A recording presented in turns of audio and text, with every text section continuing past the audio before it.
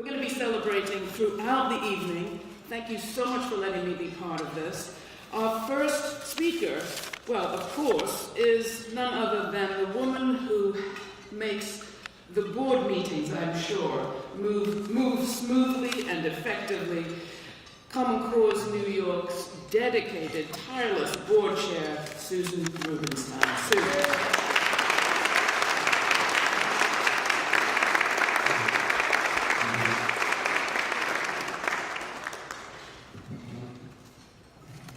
Welcome, everyone. Can you hear me? Thank you for joining us at this special Common Cause 45th anniversary dinner, honoring three really exemplary civic leaders, Jim Sinegal, Cornell Brooks, and Zephyr Teachout, for all they have done to make our democracy work for everyone. I want to thank our New York and national board members who are with us tonight for their commitment and guidance. Will you all please stand quickly so we can see who you are? Sorry if you're in the middle of the field.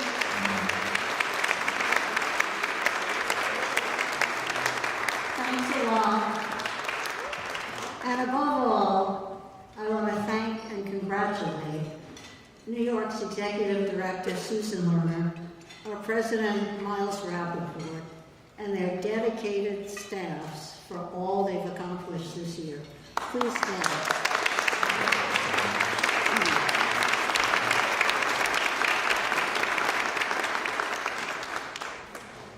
At a time when Congress is polarized and almost dysfunctional, Common Cause has actually achieved significant victories at the national, state, and local levels.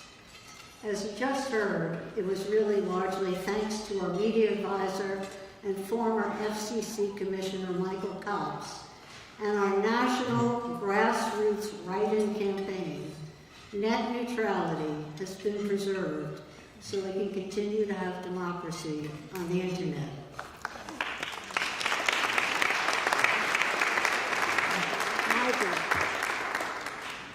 We pressured tech giants like Google and Facebook and traditional giants like AT&T and Kraft to resign from ALEC, the shadowy lobbying group that pushed legislation through state governments on behalf of corporate interests. They also managed to give us that infamous Stand Your Ground law, for those who remember it. And we're now actually pressuring Pfizer to leave as well, and companies are beginning to desert it, so there are signs of hope. We've made great strides in campaign finance reform, with legislation requiring that the source of campaign spending be reported in 18 states now, so no more hiding behind patriotic-sounding names like Americans for Progress, or altruistic names. We're now going to know who's trying to influence our votes. We secured public funding, even after Citizens United, for all state races in Connecticut, and passed a small donor matching system for the city of Los Angeles and the largest county in Maryland. We've also made progress in New York at a time when corruption in Albany has soared. Thanks to the bill we sponsored, the donors, the top 3 donors in all New York political advertising will now be listed right on the ads in New York City. We initiated and are helping the city of Buffalo develop a plan for public funding of their municipal elections, similar to the one that we helped design in New York City. We spearheaded the movement to stop prison-based gerrymandering, making New York the national leader in ending this practice. And we're keeping the pressure on Governor Cuomo and the legislature to pass effective ethics reform in Albany by exposing the enormous loopholes in our current bill. It's easy to see why our founder, John Gardner, believed that engaged citizens were essential to a functioning democracy. They hold leaders to account, they set an example for others to follow, and they bring about change. Less well known is another of John Gardner's convictions that Bill Moyers described so eloquently in his eulogy.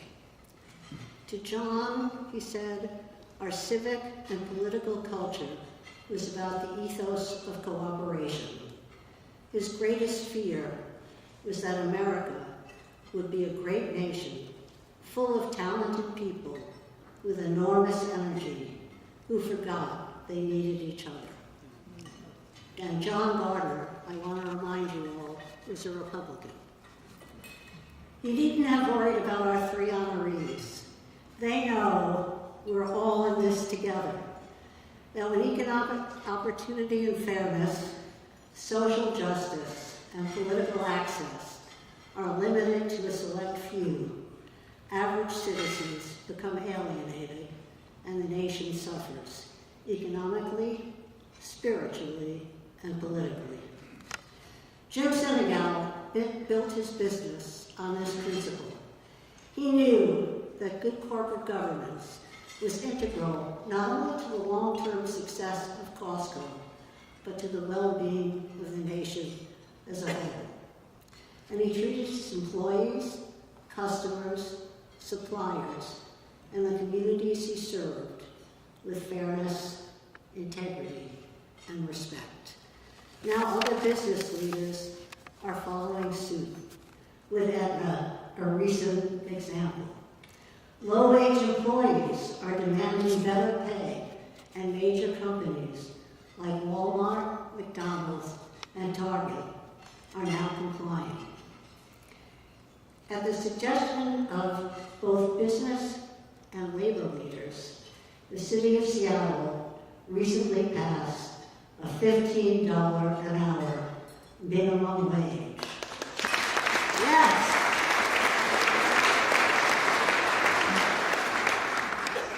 Results so far are positive, and it's hard to open a newspaper today when you don't see this issue being covered with the exciting things that are happening.